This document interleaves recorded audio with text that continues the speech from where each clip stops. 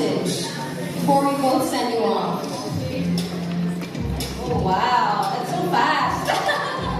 But I'd like to thank everyone who actually gets here and join us as we launch Pure Face X Line. And you don't know how much happy I am for you guys to witness this launch. And I am very happy also to welcome Light and super excited